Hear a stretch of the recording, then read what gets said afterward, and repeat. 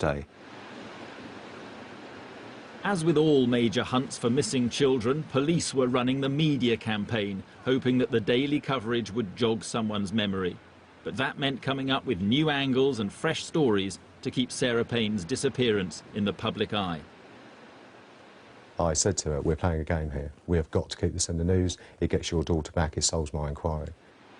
Every day we need a new angle to this, Sarah, otherwise we'd stop going on the TV. I knew that this was the only way to keep Sarah in people's hearts and minds. And until she was brought home, that's exactly what I was going to do. Sarah, if you're watching, please come home. Family's not the same without you. There's just a massive gap in between everybody. Our little princess has been not with us for 2 whole weeks now. We miss her terribly. Every day gets a little bit harder. Every hour gets a little bit harder. What I had to do was I had to give everyone looking into a TV set and everyone reading a paper my daughter. And that's what I did, because I knew it was the only way I could make people want to help. I didn't want them to see a child on the screen in front of them and think, oh, I wanted them to become part of it. I wanted them to hurt as much as I was hurting, so that they searched as hard as I searched. Ironically, just as we were running out of ideas to keep it in the news, Sarah's body was found. On Monday morning, July the 17th, 2000, in a field opposite Brinsbury College, 15 miles from Littlehampton, came reports of the discovery of a little girl's body. I was at Littlehampton Police Station with most of my team at that point, and we heard that a body had been found just off the A29 road. A member of the public had been walking through the field and had stumbled across a body in a shallow grave. So I gathered my team together and we sped up there, and I initially took charge of the scene.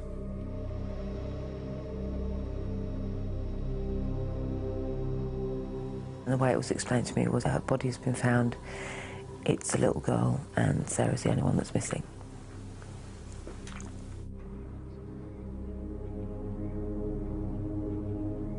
Oh, it was just, and it's like slow motion. I can still see it all in like this slow motion with no sound. And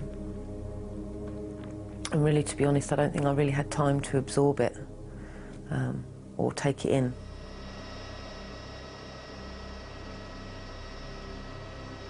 Sarah had not been buried very well. She had been exposed to the elements for 17 days. And what was there wasn't a small child. That's the only way I can put it. It's what nightmares are made of. No police officer ever wants to work on a child murder. It's, you know, we're all parents. Right from the start, despite Sarah's emotive pleas and fantastic, heartfelt belief that her daughter was alive, most of us knew she wasn't. And so we were already gearing up for the scenario of Sarah being found dead long before that body was found.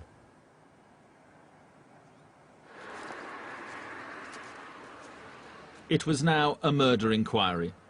A hunt for a killer, a search for evidence and clues, however small.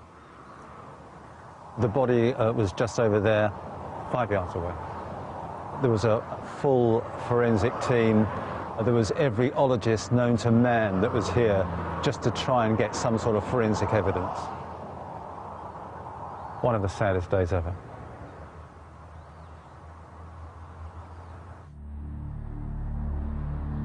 Following the discovery of Sarah's body, the public's response threatened to overwhelm the investigation. We had 1,000 messages coming in a day from the public. I couldn't possibly read 1,000 messages, so we had a team of detectives prioritising those messages into ABC. Everybody wants to help. You've got to sort out the wood from the trees. Amid all the less useful information coming in, much of it just tying up resources, one find was to prove hugely significant. Deborah Bray lived 3 miles away from the murder scene. 2 days after Sarah had disappeared, there was a little shoe in the middle of the road, which was brand new, and it alerted me. I thought some little one from Coolham School had probably thrown it out the car window. And it must have been there 3 or 4 days when it wasn't there anymore. I assumed that maybe someone had picked it up. 2 weeks later, and Deborah Bray heard on the radio about the discovery of Sarah's body in a nearby field and recalled seeing the little shoe in the middle of the road. When the body was found, I rang the police straight away, and whoever it was on the phone said, "Oh, well, can you go and see?" I walked down the road looking for the shoe and found it in amongst the grass under the hedge, quite a way in.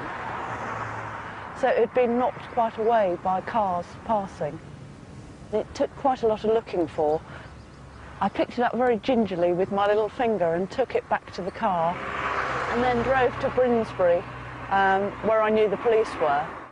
It would be several weeks before anyone realised the significance of what Deborah Bray had found. I'm a senior forensic biologist in the Forensic Science Service, and I deal with usually offences against the person, so murder, rape, and in this case, the abduction of a little girl. Like the police, Ray Chapman and his team were overwhelmed with information. And at first, the hunt for clues seemed to be going nowhere. There's pressure in the sense that police want things very quickly, but they also know how many items they've submitted to the laboratory. And in this case, in total, there was over 500 items submitted, so they do have some idea that things are going to have to take a little while. July the 20th, and Sarah's family visit the site where her body was discovered. I wanted Sarah to be remembered. I wanted everyone to remember what happened to this little girl when she went and played on a field. I didn't want her just to disappear into nothingness, and for all those people that had helped search, helped look and written to us, for them to forget.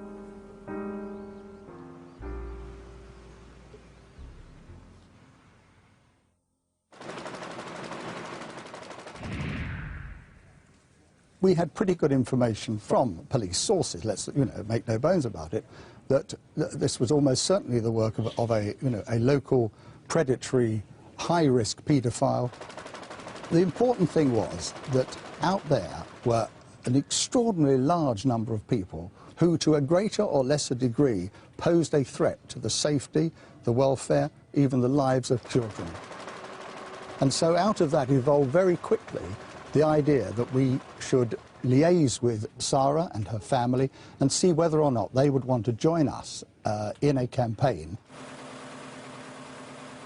It was time that somebody stood up and said, you know, if you can't keep them in prison and if you can't monitor these people, you better start letting us know that they're there.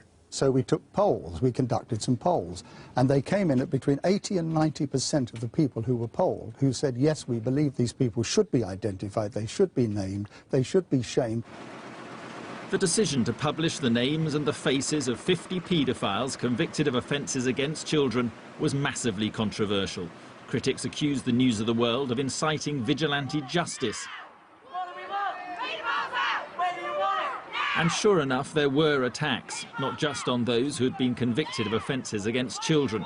Innocent people were also targeted, including in South Wales, a female paediatrician whom protesters had confused as a paedophile.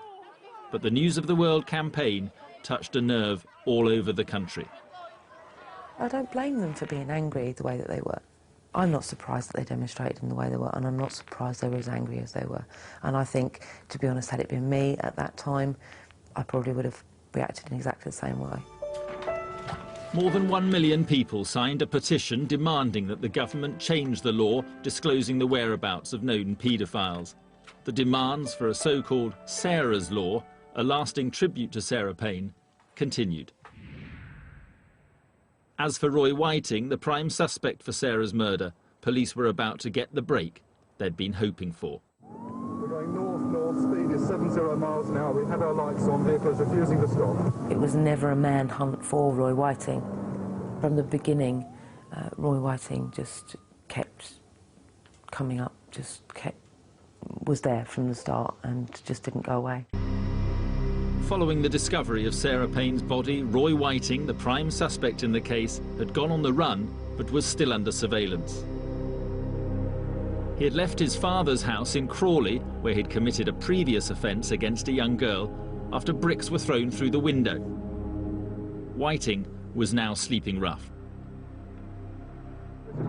But in the small hours of Sunday the 23rd of July, 6 days after Sarah Payne's body had been discovered, things were to change dramatically. A white Vauxhall Nova was reported stolen in Crawley. He was seen to go to this vehicle. He was seen to change the plates, the number plates, and then he was seen to drive off. A patrol car was diverted to stop the Vauxhall and its driver, none other than Roy Whiting. There's one male in it. So a decision was made for a marked vehicle to stop him. And at that point, the chase started. In a desperate bid to get away, at one stage, Whiting reversed the Vauxhall down a dual carriageway. County Oak roundabout, reversing north. One male in it. Vehicle's now going south-south.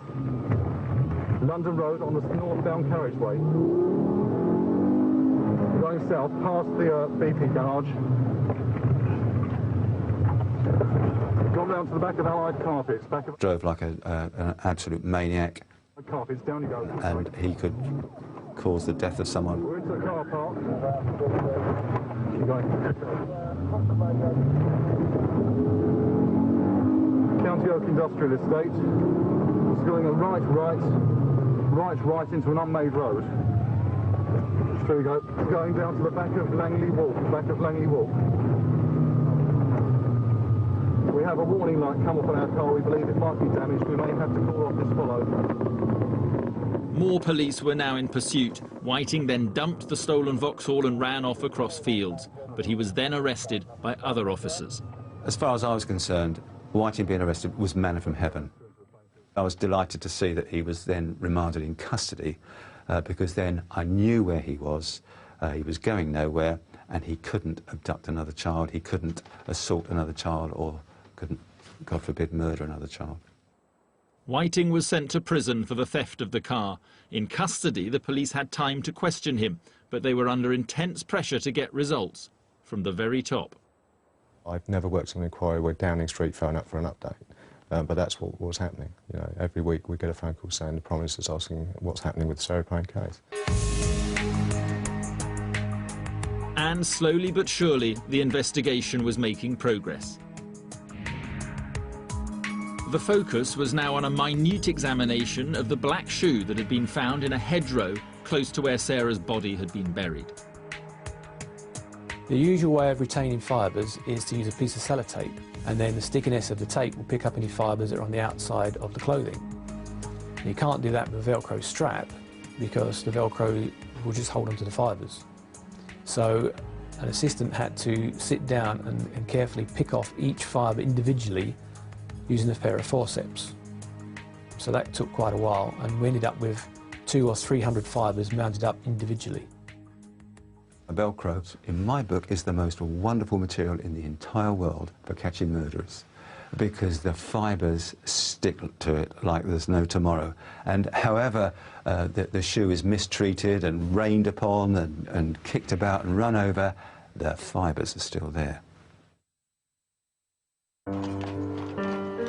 On August the 31st, the funeral of Sarah Payne took place at her local church in Hersham in Surrey. Sarah was very much a girl. She wanted dresses on and didn't like trousers. Everyone bought her pink. Her ability to forgive and her ability to love, I think, were just fantastic.